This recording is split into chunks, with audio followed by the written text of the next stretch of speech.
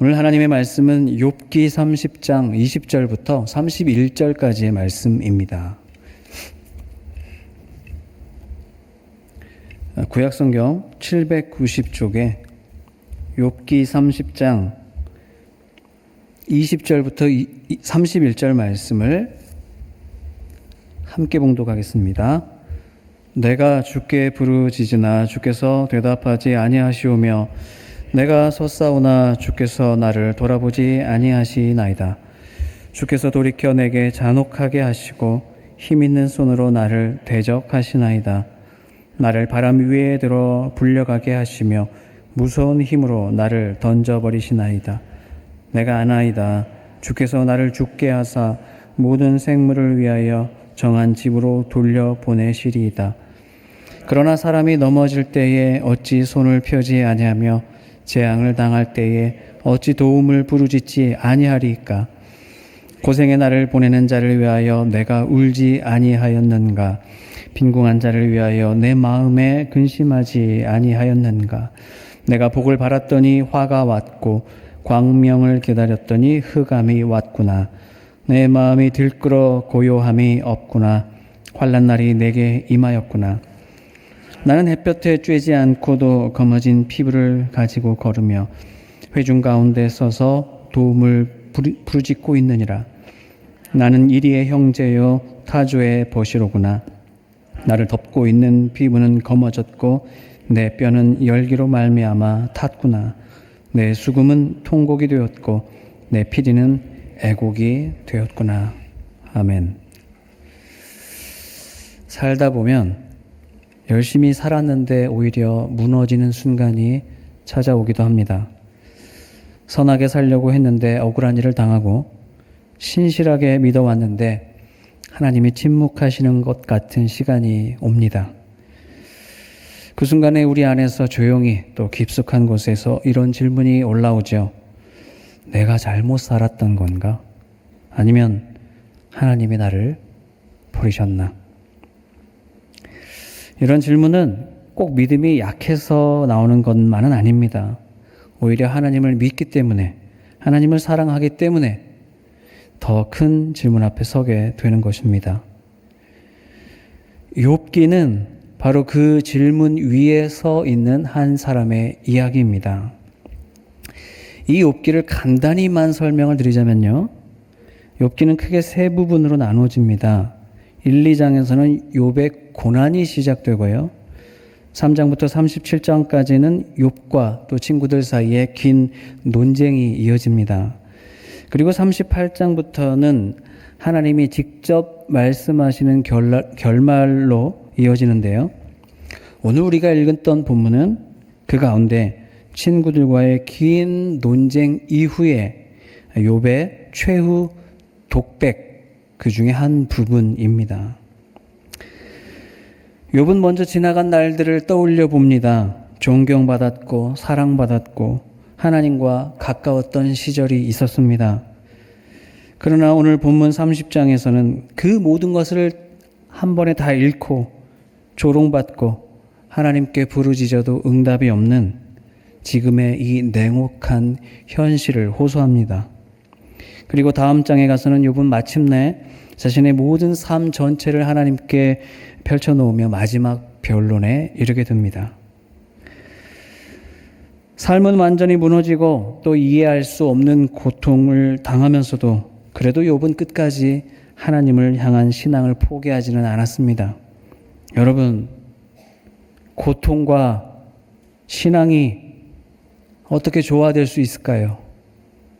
이해할 수 없는 고난을 당하면서도 어떻게 우리의 믿음이 더 단단해지고 더 높은 경지로 올라설 수 있을까요? 과연 그럴 수 있을까요? 욥은 한때 존경과 명성을 누리던 삶이었지만 한순간에 참혹한 수치와 멸시를 당하는 신세로 추락했습니다. 욥은 정결하고 담백한 영혼을 가진 사람이었기 때문에 그래서 지금의 처지가 더더욱 힘들고 고통스러울 수밖에 없었을 겁니다. 무엇이 욥을 가장 괴롭게 했을까요? 여러분은 인생에 무슨 문제가 닥칠 때 무엇이 가장 여러분을 힘들게 합니까? 욥에게 닥쳐온 그 여러 가지 시련들은요, 그 자체로도 물론 힘들지만 욥이 가장 괴로워하고 또 한탄하고 있는 것은 다름 아닌 사람들의 시선, 사람들과의 관계입니다. 여러분 생각해 보십시오. 이 세상에 나와 하나님밖에 없다면 똑같은 시련이 닥쳐도, 아니 지금보다 훨씬 더 큰 괴로운 일이 있어도, 그러면 좀 하나님과 나만 있으면 좀 낫지 않을까요? 아무도 알 사람이 없잖아요. 그런데 우리는 이 현실 속에 발을 딛고 살아가는 존재들이죠. 내가 무슨 일을 당하고 있는지 내 처지를 다른 사람들이 다 지켜보고 있는 겁니다. 내가 어떻게 살았고 무슨 일을 당했고 무슨 고통 속에 있는지 다 아는 그 사람들 속에, 나를 지켜보는 사람들 속에 나도 함께 살아야 되기 때문에 사실 그 사실이 가장 괴롭습니다. 더군다나 욥은 이전에 명예로운 사람이었습니다. 명예를 쫓아 살았다는 것이 아니라 그의 탁월한 신앙과 또 성품과 삶의 태도로 사람들로부터 명예를 얻었던 겁니다. 그런데 그 명예가 밑바닥까지 추락해버린 것에 대해서 욥은 억울하고 또 기가 막혀 하고 있는 것입니다. 욥기 30장 1절 말씀인데요. 함께 보겠습니다. 그러나 이제는 나보다 젊은 자들이 나를 비웃는구나. 그들의 아비들은 내가 보기에 내 양떼를 지키는 개 중에도 둘만하지 못한 자들이니라. 이 말씀에서요, 젊은 자들이라는 단어는 원어로 짜이르인데요, 어리다 이런 뜻이 있습니다. 그렇지만 어리다는 뜻 말고도 하찮다, 천박하다 이런 뜻도 있습니다. 그러니까 아까 그 말씀에서 젊은 자들보다는 차라리 어린 놈들 또는 천박한 것들이라고 표현하는 게 문맥상 더 자연스러워 보입니다. 그리고 30장 1절부터 10절까지 말씀은요, 이 어린 놈들, 이 천박한 자들이 어떤 자들인지를 구체적으로 길게 묘사하고 있는데요. 양치기 개만도 못한 자들, 무능하고 쓸모없는 자들, 굶주려 깡마른 몰골로 풀이나 뜯어먹을 거렁뱅이들, 동네 사람들에게 도둑 취급이나 받는 불황자들, 자기 고향에서조차 쫓겨난 떠돌이들이라고 말합니다. 그러니까 이 세상 제일 밑바닥에 살 법한 그런 소망 없는, 다 엎어져 버린 그 인생들을 길게 소개하는 겁니다. 그런데 그런 자들마저도 욥을 향해서는 그래도 내가 욥보다는 낫지 라면서 낄낄거리고 침을 뱉는다는 겁니다. 그러니까 욥은 그 모든 밑바닥 인생들보다도 더 아래에 자신이 있다고 말하고 있는 겁니다. 욥은 왜 이렇게 추락한 것일까요? 욥은 이것이 하나님 때문이라고 말합니다. 욥기 30장 19절 말씀인데요. 함께 봅니다. 하나님이 나를 진흙 가운데 던지셨고 나를 티끌과 재 같게 하셨구나. 오해하시면 안 됩니다. 욥의 이 탄식은 불신앙이 아닙니다. 욥은 하나님의 살아계심을 부인한 적이 없습니다. 하지만 그러면서도 지금 이 현실에서 자기가 당하고 있는 이 부조리는, 이 이해할 수 없는 고통은 설명이 안 되기 때문에, 그래서 도전적으로, 그렇지만 너무나 솔직하게 말하는 겁니다. 하나님이 이렇게 만드셨잖아요. 내 인생이 이렇게 비참해진 것은 다 하나님 때문입니다. 라고 말하면 여러분은 불신앙처럼 느껴지십니까? 꼭 그렇지만은 않습니다. 여러분 잘 생각해 보십시오. 하나님이 없다면 애초에 원망할 대상도 없는 거잖아요. 아버지가 없는 고아라면 모를까. 지금 아들이 억울하고 괴로울 때 아버지께 원망하고 아버지께 하소연하지 않으면 누구에게 하겠습니까? 옆집 아저씨에게 하겠습니까? 내 아버지가 있으니까, 엄연히 내 아버지니까, 그 아버지를 내가 믿으니까 지금 내 아픔을, 내 억울함을 아버지께 찾아가서 호소도 하고 원망도 할 수 있는 것 아닙니까? 우리의 비명 소리에도 귀 기울여 주시는 그 하나님 아버지를 욥은 정말로 믿기 때문에 그렇게 하나님께 하나님이 이렇게 하신 것 아닙니까? 라고 소리치고 있는 것입니다. 아무튼 욥은 그렇게 지금 육신뿐만 아니라 영적인 고통으로도 괴로워하고 있는 겁니다.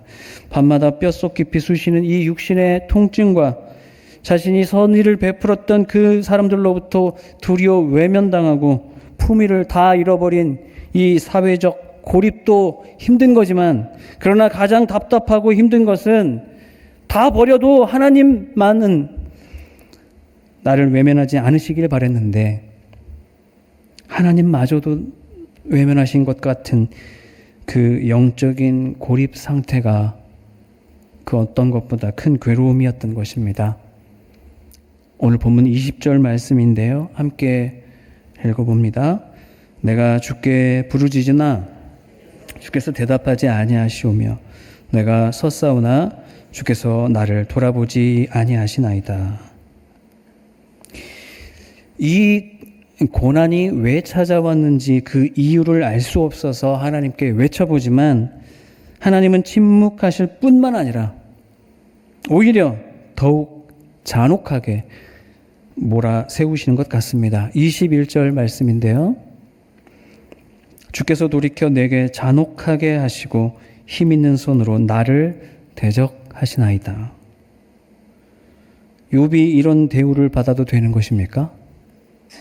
25절에 보면 욥은 고생하는 사람을 위해 함께 울어주었고 가난한 사람을 보며 함께 근심하고 위로해 주었다고 말합니다. 그런데 하나님은 그런 욥을 불쌍히 여겨주시지도 않고 위로해 주시지도 않는다는 겁니다. 오히려 26절에 보면 복을 주시는 것이 아니라 도리어 화를 내리시고 빛을 주시는 것이 아니라 도리어 칠흑 같은 어둠을 주셨다고 말합니다. 결국에 욥은 온몸에 뼈가 타들어가는 고통 속에서 기괴한 신음을 토해냅니다. 31절 말씀인데요. 함께 봅니다. 내 수금은 통곡이 되었고 내 피리는 애곡이 되었구나.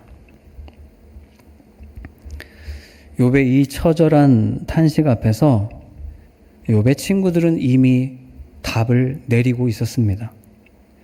욥이 이런 고난을 당하는 것은 욥이 죄를 지었기 때문이라는 겁니다. 욥기의 많은 부분을 채우고 있는 욥과 친구들의 긴 논쟁은요, 바로 고난과 죄의 관계에 대한 주제였습니다. 친구들은 이 욥의 고난을 죄 때문이라고, 죄가 원인이라고 주장합니다. 친구들은 하나님을 인과응보 또는 인과율의 원리 안에서 믿고 있습니다. 쉽게 말하면 순종하면 무조건 복을 받고 죄를 지으면 무조건 벌을 받는다는 원칙입니다. 틀린 말은 아니죠. 그렇지만 하나님을 단순히 딱 그런 분이라고만 말하면 틀린 말입니다. 하나님은 자판기가 아닙니다. 하나님이 자판기 안에 갇혀 계셔서 우리가 입력하는 버튼대로 반응한 분이 아니라는 겁니다. 욥의 친구들이 이해하는 하나님은 그 자판기 같은 관념 안에 갇혀 있는 겁니다. 순종의 버튼을 누르면 축복이, 불순종의 버튼을 누르면 저주를 내리시는 그 자판기에 갇혀 계시는 하나님을 친구들은 이야기하고 있는 겁니다. 그렇게 인과응보, 인과율을 넘어서 그러나 우리가 실제로 현실에서 부닥치는 이해할 수 없는 이 부조리한 고통에 대해서는 그 친구들은 전혀 이해의 깊이가 없었던 겁니다. 반면에 욥이 경험한 하나님은요, 관념을 넘어서 실존하시는 하나님이시죠. 인과율의 규칙 안에 갇혀 계시는 분이 아닙니다. 욥은 지금 이 고난이 죄의 결과가 아님을 스스로 확신하며 자신이 어떻게 살아왔는지를 그 증거로 제시하는 겁니다. 욥기 13장 15절 말씀에 보면요, 이 욥기 안에 담겨 있는 욥의 입장을 아주 분명하게 담고 있습니다. 함께 읽어볼까요? 그가 나를 죽이시리니 내가 희망이 없노라. 그러나 그의 앞에서 내 행위를 아뢰리라.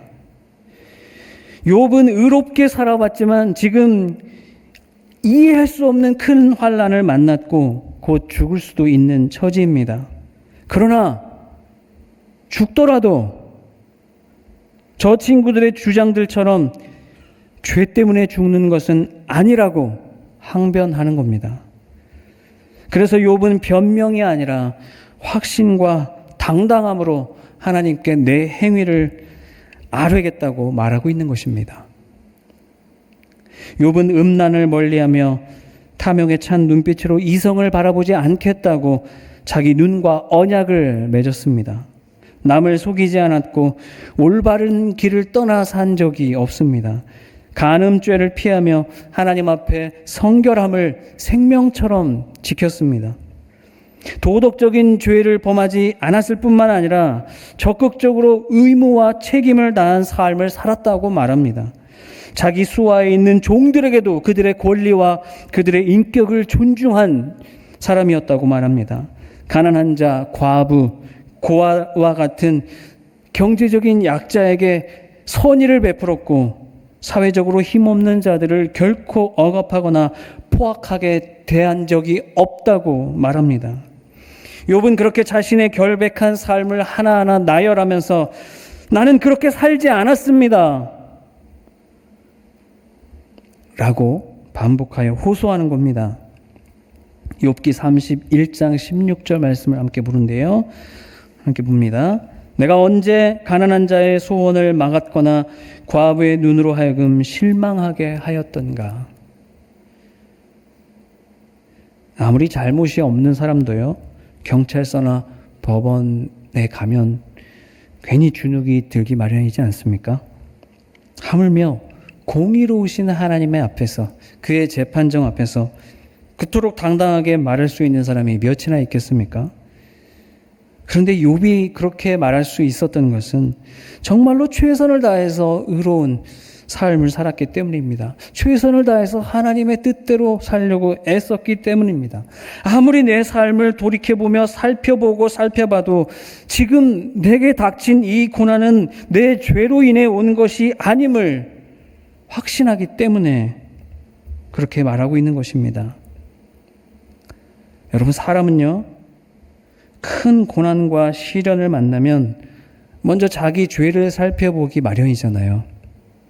이런 일을 당할 만큼 내가 무슨 잘못을 저지르지는 않았는지, 내가 또 모르고 실수로 지은 죄가 있지는 않은지, 지나온 모든 삶을 다 반추해 보며 이 고난의 이유를 자기 죄에서부터 찾으려고 하지 않습니까? 정말로 죄로 인해 고난이 찾아오기도 하죠. 하나님은 징계를 통해서 죄를 깨닫게 하시기 때문입니다. 잠언 22장에 아이의 마음에는 미련한 것이 얽혔으나 징계하는 채찍이 이를 멀리 쫓아내리라. 예수님도 요한복음 5장에 한 오래된 병자를 고쳐주시면서 보라, 네가 나았으니 더 심한 것이 생기지 않게 다시는 죄를 범하지 말라 말씀합니다. 죄 때문에 고난이 오기도 합니다. 그런데 안 그렇기도 합니다. 잘못이 없는데도 고난이 올 때가 있지 않습니까?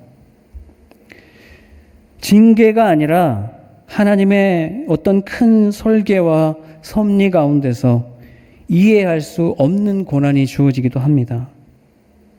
그런데요, 그럴 때에도 그 고난은 우리를 죄로부터 멀어지게 만듭니다. 마치 욥처럼, 지금 욥이 그렇게 하고 있는 것처럼 자기 신앙의 품위를 지키고 이 고난이 죄로 인해 온 것이 아님을 증명해내기 위해 더더욱 죄를 멀리하게 되는 것입니다. 고난 중에 혹시 내 안에 죄 때문에 이 고난이 왔을지, 그렇지 않다는 것을 증명하기 위해 더더욱 죄를 끊고 멀리하게 되는 것입니다.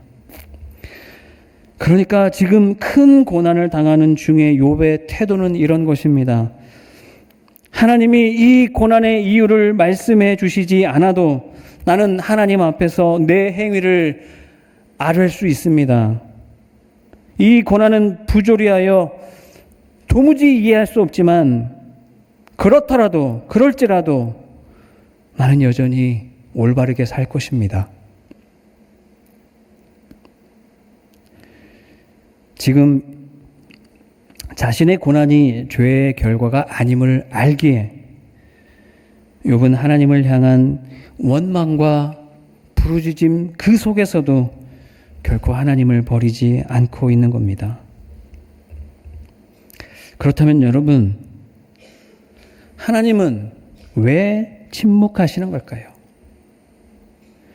이 고난의 상황이 해결되지 않더라도 이유라도 말씀해 주시면 그러면 속이라도 편해지지 않겠습니까? 혹시 잘못한 것이 있어서 받는 벌이라면 그게 뭔지 말씀해 주시면 좀 덜 억울하지 않겠습니까? 아니면 조금만 이 고난을 더 견디면 그러면 앞으로 무슨 축복이 기다리는지 그 언질이라도 좀 주시면 그러면 지금 좀 더 참을만 하지 않겠습니까? 여러분, 그런데요, 혹시 우리가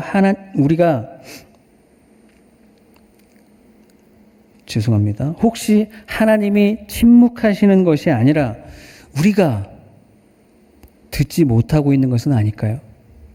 하나님이 아무 일도 하시지 않고 있는 게 아니라 우리의 시야가 너무나 협소해서 그 큰 그림을, 하나님이 하시는 그 놀라운 일을 보지 못하고 있기 때문이 아닐까요?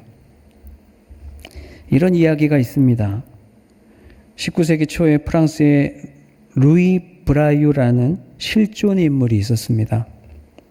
이 루이 브라유는요, 건강하고 총명한 아이였습니다. 그런데 겨우 3살 때 아버지의 창고에서 놀다가 송곳 조각이 눈에 박히는 사고를 당하게 됩니다. 한쪽 눈이 찔려서 그 염증이 번져 다른 눈까지 이어졌고 결국 4살 때 완전히 시력을 잃게 되어 후천적 장애인이, 시각장애인이 됩니다. 작은 송곳 하나가 그의 삶을 재앙으로 몰아갔고 그의 아버지는 이 어린 아들에게 닥친 불행에 절규했습니다. 그래도 이 루이는 총명한 아이여서 10살 때 일반 학교에 입학하게 됩니다. 그런데 교과서를 볼 수 없었기 때문에 선생님의 수업 내용을 통째로 외워버리는 방식으로 공부를 했습니다.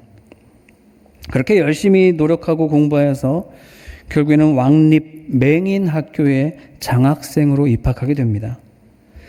당시 맹인 학교에는요, 글자를 판에 새겨서 읽도록 하는 책이 있긴 했지만 글자가 너무나 크고 또 읽기도 불편했기 때문에 책 한 권을 이 판으로 제작하고 그것을 또 읽는다는 것은 매우 비효율적이고 불편한 일이었습니다.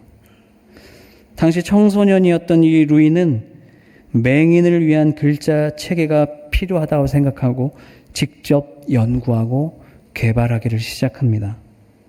그리고 20살도 안 되는 나이에 오늘날 현대 점자의 기초가 되는 6점식 점자체를 발명하게 됩니다. 사진이 있는데요. 아마 한 번쯤 보셨을 겁니다. 엘리베이터에도 간혹 찍혀 있죠. 200년 전에 개발된 이 점자 방식은요, 모든 언어를 다 통틀어서 지금까지도 전 세계 시각장애인들의 표준으로 사용하는 글자가 되었습니다. 그런데 놀라운 것은요, 맹인들을 위한 이 점자를 개발하는 데 사용한 도구가 다름 아닌 아버지의 송곳이었다는 사실입니다. 이 송곳으로 종이를 눌러 찍는 방식으로 점자를 새기기 때문입니다. 송곳은 무엇입니까? 그 송곳은 루이의 인생에 커다란 시련을 가져다 준 재앙의 상징이었습니다.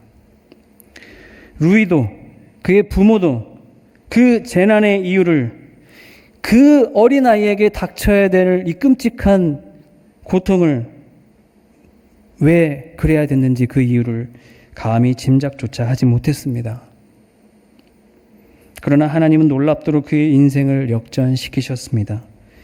재앙의 도구인 줄만 알았던 그 송곳이 결국 수많은 눈먼 자들의 빛을 열어준 희망의 도구가 된 것입니다. 여러분, 이 모든 일이 하나님의 설계였고 그걸 미리 알았다면, 그러면 고난을 견디는 과정이 좀 더 수월했을까요? 아이를 바라보는 아버지의 고통이 조금은 위로가 되었을까요? 아마 달라지지 않았을 것입니다. 어쩌면 어리석은 인간이 그 하나님의 설계를 도리어 망쳐 놓았을지도 모릅니다. 여러분, 화가가 큰 그림을 그려 나갈 때요, 수만 번의 붓터치를 합니다. 그런데 그 한 번의 붓질만 가지고는 무슨 그림이 그려지는지 알 수가 없는 거잖아요. 다 그려진 그림을 보고 나서야 비로소 그때 그 한 번의 붓질의 의미가 분명해지는 것입니다.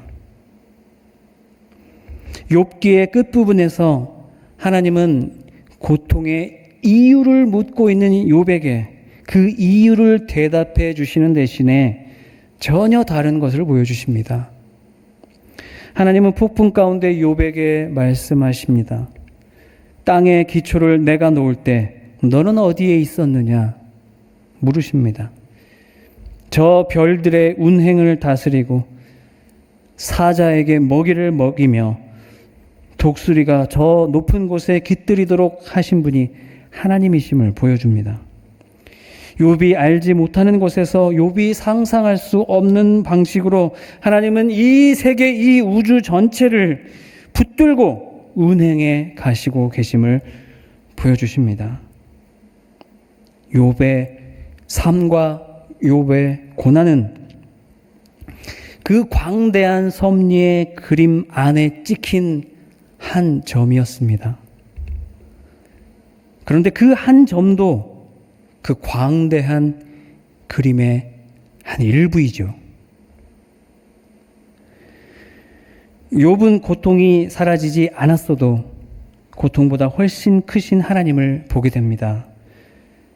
고통의 의미를 몰라도 적어도 이 고통이 무의미하지 않음을 보게 됩니다.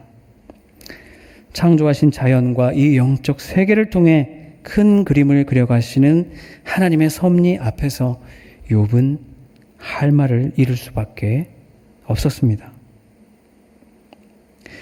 그 뜻밖의 말씀을 통해서 욥은 비로소 섭리의 큰 그림을 깨닫게 되고 그리고 더 성장하게 됩니다. 그 이후에 욥이 보인 반응이 무엇인지 아십니까? 더 이상 고통의 이유를 묻지 않는 것입니다. 답을 들을 필요가 없게 된 겁니다. 왜냐하면 욥도 이제 눈으로 그 큰 그림을 보기 시작했기 때문입니다. 욥기 42장 5절 말씀인데요. 함께 봅니다. 내가 죽게 대하여 귀로 듣기만 하였사오나 이제는 눈으로 주를 배웁나이다. 아멘. 여러분, 그런데 이 욥의 믿음보다 더 높고 온전한 믿음의 경지를 보여주신 분이 계십니다. 바로 예수님이죠.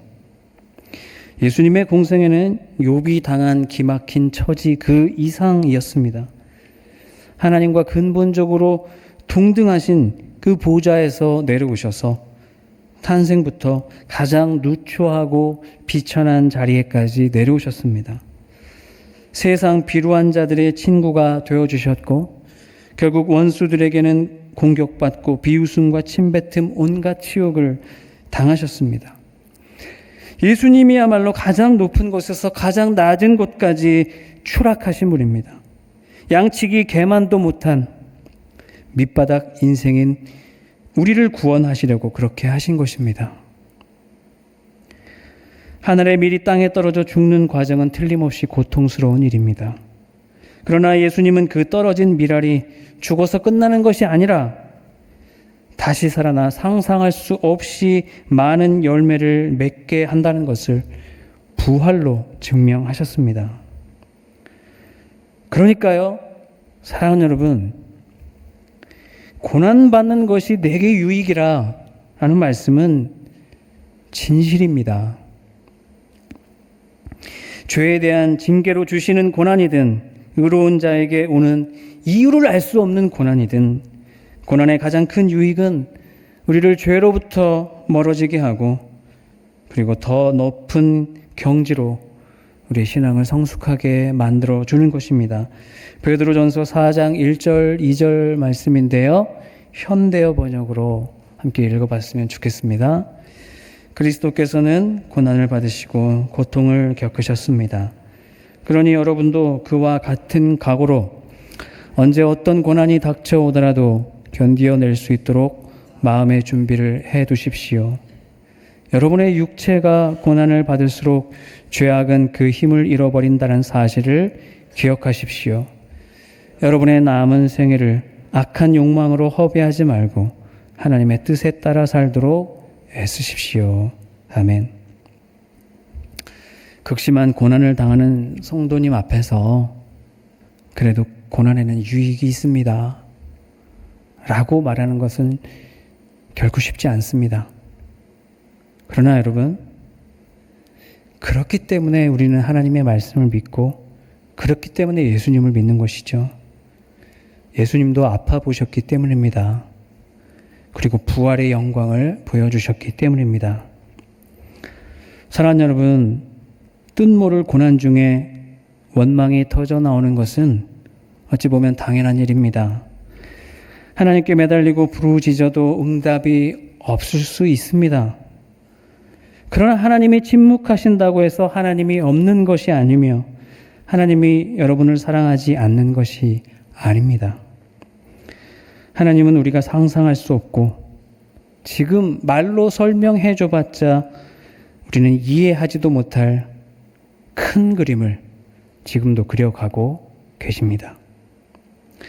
하나님은 욥에게 고통의 이유를 설명해 주시는 대신에 창조의 경이로움과 섭리의 광대하심을 보여주십니다. 그리고 욥은 그 말씀을 듣고 나서 더 이상 고통의 이유를 묻지 않습니다. 답을 얻은 게 아닙니다. 눈으로 하나님의 섭리를 보기 시작했기 때문에 답이 필요 없어진 것입니다.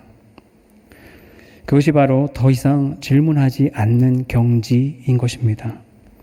그리고 우리 주님 예수님은 바로 그 경지를 직접 보여주셨죠. 바로 겟셋마네 동산의 기도입니다. 나의 원대로 마으시옵고 아버지의 원대로 하옵소서. 아멘. 사랑하는 여러분, 아프지만 그래도 건강하게 하나님을 사랑하십시오. 목말라 죽어가면서도 기쁨으로 노래하시기 바랍니다. 다 잃었어도 다 얻었음을 감사하시기 바랍니다. 내 질문에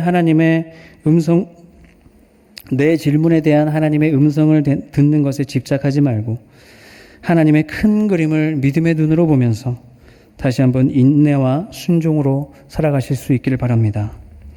이해할 수 없는 고통이 찾아오실지라도 끌어안고 살아갑시다. 그 고난을 유익으로 바꾸어 죄악과 치열하게 싸우며 품위 있고 성결한 삶을 살아가실 수 있기 바랍니다. 설령 이 땅에서요, 마지막까지 그 고난의 이유를 도무지 알 수 없어도 천국 가서 이렇게 하나님께 얘기하면 됩니다. 하나님 힘들었습니다. 이해할 수 없었습니다. 눈물 나고 괴로웠습니다. 그러면 하나님이 안아주실 것입니다. 그리고 진짜 위로를 주실 것입니다. 그리고 그 모든 고난을 다 잊을 빛나는 영광으로 감싸 주실 줄 믿습니다.